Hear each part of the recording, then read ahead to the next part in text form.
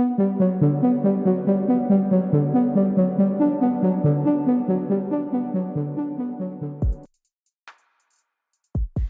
rangka dukungannya untuk kemerdekaan Palestina, kelompok bersenjata Yaman masih konsisten melakukan serangan masifnya ke Israel.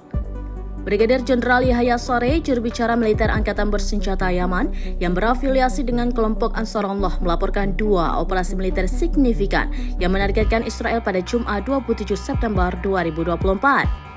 Terbukti sistem pertahanan Israel termasuk Iron Dome, teknologi satelit dan intersepsinya terbukti tidak efektif terhadap senjata Houthi Yaman.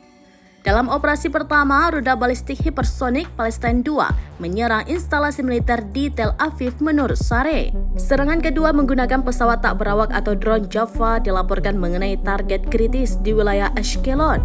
Sumber tersebut juga menekankan bahwa rudal Yaman mampu menempuh jarak lebih dari 2.000 km. Saree menegaskan bahwa kedua operasi tersebut berhasil mencapai sasaran yang dituju, yakni target vital Israel. Operasi militer Houthi Yaman ini digambarkan sebagai respon terhadap agresi Israel dan sebagai bentuk solidaritas dengan gerakan perlawanan Palestina dan Lebanon.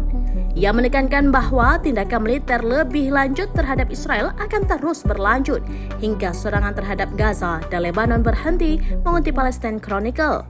Sumber-sumber Yaman mengungkapkan kepada jaringan berita Lebanon Al-Mayadin bahwa target-target baru Israel telah diidentifikasi dalam operasi-operasi yang sedang berlangsung.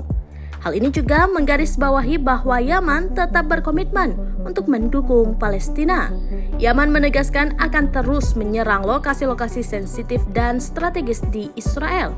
Selain itu memperingatkan bahwa operasi tahap kelima akan sangat sulit bagi Israel.